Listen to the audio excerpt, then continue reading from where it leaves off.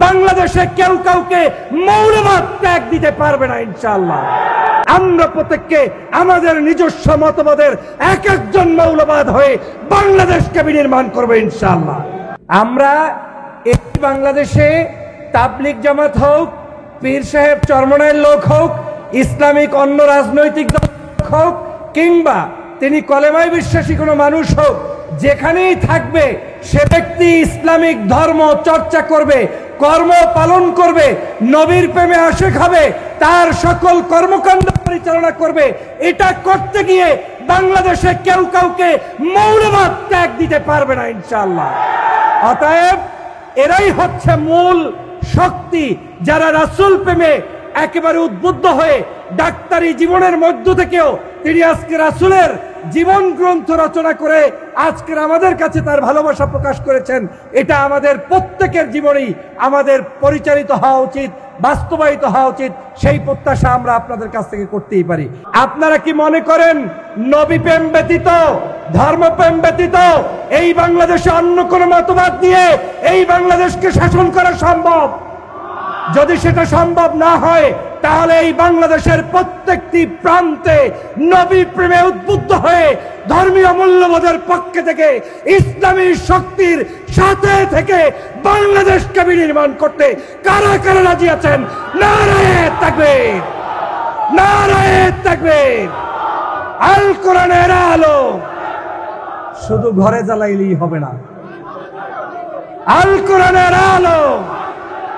আসুন আমরা তাবলিগের ভাইয়েরা, ইসলামের ভাইয়েরা, জামাতের ভাইয়েরা, চরমনায়ের ভাইয়েরা, পীর সাহেবান, বিশ্ববিদ্যালয়ের শিক্ষক, সুধী, কৃষক, ছাত্র ছাত্রী, সাহিত্যিক, সাংবাদিক, কবি, প্রত্যেকের কাছে আমার আহ্বান থাকবে, এমনকি হিন্দু, মুসলিম, বৌদ্ধ, খ্রিস্টান যে যে ধর্মে আছেন ওই ধর্মের মূলে থেকে তারপরে আপনি এই দেশে রাজনীতি করবেন, সেই প্রতিজ্ঞা করে আমরা প্রত্যেককে আমাদের নিজস্ব মতবাদের এক একজন মৌলবাদ হয়ে বাংলাদেশকে বিনির্মাণ করবো ইনশাআল্লাহ।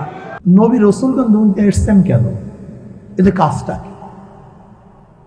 কম্পিউটার আবিষ্কার করার জন্য, প্লেন বানাবার জন্য, আণবিক বোমা বানাবার জন্য, দ্রুতগামী ট্রেন বানাবার জন্য? না, এগুলি আপনারা করুন। নবী রাসূলগণ এগুলি আবিষ্কার করার জন্য দুনিয়াতে আসেন নেই। নবী রাসূলগণ দুনিয়াতে আসছেন কেন? মানুষ রূপী অমানুষদেরকে মানুষ বানাবার জন্য। মানুষ রূপী অমানুষদেরকে মানুষ বানাবার জন্য। মানুষ রূপী হলে মানুষ হয় না। ফিরআউনের চেহারা মানুষের মতোই ছিল, কিন্তু মানুষ না। নমরুদের চেহারা ভিন্ন কোনো ডিজাইনের ছিল না, কিন্তু মানুষ ছিল না। কারুন, সাদ্দাদ, হামানের চেহারা তো আমাদের মতোই ছিল। আবু জাহালের চেহারা তো আমাদের মতোই মানুষ ছিল। আবুল আহাবের চেহারা তো অনেক উজ্জ্বল ছিল। আবুল আহাব মানে অগ্নিস্ফুলিঙ্গের বাপ, অনেক সৌন্দর্য তার মধ্যে ছিল। আবু জাহাল তো আবুল হাকাম ছিল, বহুত বড় জ্ঞানী ছিল। মানুষ রূপী ছিল, কোনো মানুষ ছিল না। ওমর ইবনে খাত্তাব রাদিয়াল্লাহু আনহু ইসলাম গ্রহণ করার আগে মানুষ রূপী ছিলেন, কিন্তু মানুষ ছিলেন না। দাহিয়াতুল কলবি রাদিয়াল্লাহু তাআলা ঈমান আনার আগে মানুষ রূপী ছিলেন, কিন্তু তার মধ্যে মানবতা ছিল না। নবী রাসূলগণ দুনিয়াতে আসছেন এই মানুষ রূপী অমানুষদেরকে মানুষ বানাবার জন্য। ওমর ইবনে খাত্তাব রাদিয়াল্লাহু তাআলা ইসলাম গ্রহণ করার আগে নাঙ্গা তলোয়ার নিয়ে নবী আলাইহিস সালাতু ওয়াস সালামকে হত্যা করার জন্য রওনা করেছেন। অথচ ঈমান আনার পরে সে ওমর ইবনে খাত্তাবের অবস্থাটা কি হয়েছে? ওমর ইবনে খাত্তাবের কথা এখন বাতাস শুনে, ওমর ইবনে খাত্তাবের কথা পানি মানে। মিশরে যখন নীল নদীর মধ্যে পানি আসছিল না, ওমর ইবনে খাত্তাব রাদিয়াল্লাহু তাআলা চিঠি লিখেছিলেন নীল নদের কাছে, হে নীল নদ, যদি আল্লাহর হুকুমে জারি হয়, আমার চিঠি পাইতে দেরি, তুমি জারি হইতে দেরি করবা না, চিঠি পড়তে দেরি। কিন্তু সেই নীল নদের মধ্যে জোয়ার সৃষ্টি হতে দেরি হয়নি। ওমর কি ছিল? মানুষ রূপী ছিল, কিন্তু মানুষ ছিল না। কিন্তু ঈমান আনার পরে এখন ওমরের কথা পানিতে শুনে ওমর ইবনে খাত্তাব রাদিয়াল্লাহু তাআলা বক্তৃতা করেছিলেন মদিনায়। ইয়া সারিয়াতুল জাবাল, বাতাস এই আওয়াজ পৌঁছে হাজার হাজার মাইল দূরে। এখন ওমরের কথা বাতাস শুনে মদিনার মধ্যে ভূমিকম্প সৃষ্টি হয়েছিল। ওমর লাঠি দিয়ে বলছেন থাম। মাটির মধ্যে ভূমিকম্প থেমে গিয়েছিল। ওমরের মধ্যে এমন কি পরিবর্তন এসছে যে ওমর ছিল নবী আলী সাল্লাল্লাহু আলাইহি সাল্লামের কাতেলের মধ্যে একজন, যে তাকে কতল করবে। অথচ সেই ওমরের অবস্থা এরকম কেন হলো যে ওমরের ব্যাপারে আল্লাহ পাক রব্বুল আলামিন তার অনুকূলে বহুত কোরআন নাজিল করেছেন, বহুত আয়াত নাজিল করেছেন। ওমরের ব্যাপারে নবী আলী সাল্লাল্লাহু আলাইহি ওয়াসাল্লাম বলেছেন, আমার পরে কেউ নবী হলে ওমর নবী হইতো। দুনিয়াতে বসে যিনি বারবার জান্নাতে সুসংবাদ পেয়েছিলেন। বেলালে হাবশির মতো গোলাম, নিজেও গোলাম, বাবাও গোলাম, দাদাও গোলাম, কালো কুচ্ছিত, 1 টাকার মালিক ছিলেন, শিক্ষা থেকে অর্জন করার তিনি সুযোগই পান নাই, যার কোনো সম্মান ইজ্জত ছিল না। কিন্তু ইসলাম ঈমান আনার পরে, নবীর সোহবাতে আসার পরে বেলালে হাবশি হাঁটে জমিনের মধ্যে, পায়ের আওয়াজ আরশের মধ্যে। বেলালে হাবশি আজান দেয় জমিনের মধ্যে, 7 আসমান ভেদ করে আজানের শব্দ চলে যায় আরশের মধ্যে। বেলালে হাবশির মধ্যে পরিবর্তন কিভাবে আসছে? এমনকি ওমর ইবনে খাত্তাব, যিনি অর্ধজাহানের বাদশা, ওই গোলামকে সম্বোধন করার সময় বলতেন, সাইয়্যিদুনা বেলাল, আমাদের সর্দার, আমাদের লিডার, আমাদের নেতা বেলাল। বেলালের মধ্যে এমন কি পরিবর্তন এসেছে যে দাহিয়াতুল কলবি নিজের হাতে 70 জন কন্যা সন্তানকে হত্যা করেছিল। সেই দাহিয়াতুল কলবি রাদিয়াল্লাহু ঈমান আনার পরে জিবরিল আলাইহিস সালাতু ওয়াস সালাম অধিকাংশ সময় সেই দাহিয়াতুল কলবির সূরাটি দুনিয়াতে এসেছেন। আমি কি বলতে চাই, নবী রাসূলগণ এই বিল্ডিং এর ডিজাইন করার জন্য আসেননি। তারা মার্সিডিজ, ল্যামোজিন, দামি দামি গাড়ি বানাবার জন্য দুনিয়াতে আসেন নাই। বুরুজ আল খলিফার মতো বড় বিল্ডিং বানাবার জন্য, ডিজাইন করার জন্য আসেন নাই। নবী রাসূলগণ দুনিয়াতে আসছেন এই মানুষ রূপে অমানুষদেরকে মানুষ বানাবার জন্য। আজকে আমাদের বাংলাদেশের সমস্যা কোথায়? ইঞ্জিনিয়ারের অভাব নেই, ডাক্তারের অভাব নেই। ডাক্তাররা কিছু মনে করিয়েন না, ডাক্তারের তো অভাব নেই, কিন্তু মানুষ রূপী ডাক্তার খুবই কম। মানুষ রূপী ডাক্তার আছে, মনুষ্য ডাক্তার খুবই কম।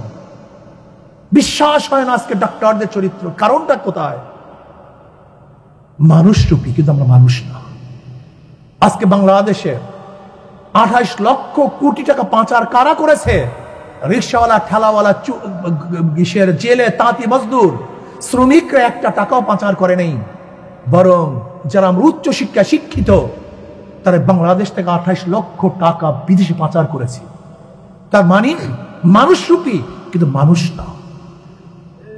আজকে দেখেছেন মানুষদের হত্যা কারা করেছে, ক্রস ফায়ারে কারা মেরেছে? সবাই শিক্ষিত। তার মানিটা হলো এই, শিক্ষা হলেই মানুষ হয় না, বরং নবী আলাইহিস সালাতু ওয়াস সালাম আদর্শ যতক্ষণ পর্যন্ত না মানবো ততক্ষণ পর্যন্ত মানুষ রূপী থাকবো, কিন্তু মানুষ হব না। এই জন্য আসুন না, নবী মোর পরশমণি, যার পরশে এসে, সোহবাতে এসে এই মানুষ রূপী অমানুষগুলি মানুষ হয়ে গেছে। আজকেও যদি নবী আলাইহিস সালাতু ওয়াস সালামের আদর্শ আমরা গ্রহণ করতে পারি, তা আমরা ইনশাআল্লাহ মানুষ রূপী মানুষগুলি অরিজিনাল মানুষ হয়ে যাব। কাজে আল্লাহ আমাকে আমাদের সবাইকে নবী আলাইহিস সালাতু ওয়াস সালাম 23 বছরের জিন্দেগি বা আমল করার তৌফিক দান করেন। আর ছোট্ট একটা কথা বলি, কথা শেষ করবো। আমাদের বহুত বড় সমস্যা হলেই নবী আলাইহিস সালাতু ওয়াস সালামের আদর্শ আমরা মানি, কিন্তু সকল আদর্শ মানতে চাই না। এটা মানা হলো না, এটা মানা হয় না। নবী আলাইহিস সালাতু ওয়াস সালাম পাগড়ির আদর্শ মেনেছি, দাড়ির আদর্শ মেনেছি, লম্বা জামার আদর্শ মেনেছি, নবী আলাইহিস সালাতু ওয়াস সালামের দাওয়াতের আদর্শ মেনেছি, কিন্তু অন্যায়ের মোকাবেলা করার আদর্শ আমরা কেন মানছি না? অন্যায়ের প্রতিবাদ করার আদর্শ কেন মানছি না? হক কথা বলার কথার আদর্শ কেন মানছি না? নবী আলাইহিস সালাতু ওয়াস সালাম দাম দান শহীদ করার আদর্শ আমরা কেন মানবো না? নবী আলাইহিস সালাতু ওয়াস সালাম রক্ত ঝরাবার আদর্শ কেন মানবো না? কারণটা কি? আমরা নবী আলাইহিস সালাতু ওয়াস সালাম রক্ত ঝরাবার ঘটনা বর্ণনা করে কত কাদা কেটেছি, কিন্তু আমাদের শরীর থেকে জীবনে একটা ফোঁটা রক্ত ঝরাই নেই। নবী আলাইহিস সালাতু ওয়াস সালামের ঘাম ঝরানোর কথা কত বয়ান করেছি, কিন্তু আমার শরীর থেকে এক ফোঁটা ঘামও আমি ঝরাই নেই। নবী আলাইহিস সালাতু ওয়াস সালাম তলোয়ারের বয়ান কত করেছি, কিন্তু আমার হাতের মধ্যে কোনোদিন অন্যায়ের মোকাবেলার জন্য একটা লাঠিও ওঠে নাই। আশিদ্দাউ আলাল কুফফার রুহামাউ বাইনাহুম তারাহুম রুককান সুজদান ইয়াবতাগুনা ফাদলাম মিনাল্লাহি ওয়া রিদওয়ানা।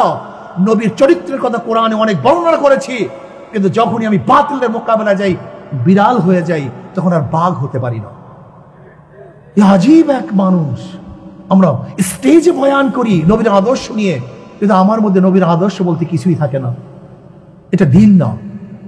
আমি মনে করি মা আতাকুমুর রাসূলু ফাখুযুহু ওয়া মা নাহাকুম আনহু ফান্তাহু নবী আলাইহিস সালাতু 23 বছরের জিন্দেগি নিয়ে আমাদের চিন্তা করতে হবে, সে আমল করতে হবে। এইমাত্র যে বলেছেন এক বক্তা যে কোরআনের মধ্যে যাহা কিছু আদেশ ছিল নবী পালন করেছেন, যাহা কিছু নিষেধ ছিল সব বর্জন করছেন। এইটাই নবীর আখলাক, এইটাই নবীর চরিত্র। আল্লাহ নবী আলাইহিস সালাতু ওয়াস সালামের গোটা চরিত্রের আমল করার তৌফিক দান করেন। ধরে নেন ডাক্তার আবিদ হুসাইন সাহেব আজকে নবী সিরাত লিখেছেন। এই সিরাতের মধ্যে নবীর যুদ্ধের হাজার ঘটনা নিয়ে আসছেন, কিন্তু তার কাছে প্রশ্ন করেন আপনার মনের মধ্যে যখন লিখেছেন একদিন যুদ্ধ করতে মনে চাইছে কিনা? প্রশ্ন করার মনের কাছে। আমি লিখেছি যুদ্ধের ইতিহাস, কিন্তু আমি কি একদিন যুদ্ধ করার স্পৃহা আমার মধ্যে আসছে কিনা? আমাদের সমস্যা এখানে। আমি সেখানে একদিন বয়ান করতে গেলাম এক মাদ্রাসায়, মুহাদ্দিস সাহেব আমার পাশে, তিনি মুহাদ্দিস সানি কিতাবুল মাগাজি পড়ায়। আমি বললাম ভাই আপনি কিতাবুল মাগাজি পড়ান, যুদ্ধ বিগ্রহের বয়ান করেন, হাদিসের মধ্যে পড়াইতেছেন বুখারীর মধ্যে, কিন্তু আপনি স্বীকার করেন, আপনি বুকে হাত দিয়ে বলেন আপনার মধ্যে একদিনও যুদ্ধের স্পৃহা আসছে কিনা? আমাদের সমস্যা এখানে। আমরা লিখি, বয়ান করি, বয়ান করতে তো ভালো লাগে, কিন্তু এই আদর্শ আমার মধ্যে আসে কিনা একদিন আমি চিন্তা করি না। আমাদের সমস্যাই আজকে অন্যের মোকাবিলা করতে নবী আলাইহিস সালাতু ওয়াস সালামের সেই শিয়াবে আবু তালেবের মধ্যে 3 বছর অবরুদ্ধর আলোচনা তো জীবনভর করি, কিন্তু আমিও কি অন্যের মোকাবিলা করতে গিয়ে একদিন অবরুদ্ধ হয়েছে কিনা এই চিন্তা একদিনও করি না। কাজে আসুন না, যা লেখছি তা বাস্তবায়ন করি। আল্লাহ আমাকেও যা পড়ছি তা বাস্তবায়ন করার তৌফিক দান করেন। আমা আলাইনা ইল্লাল বালাগ। আসসালামু আলাইকুম।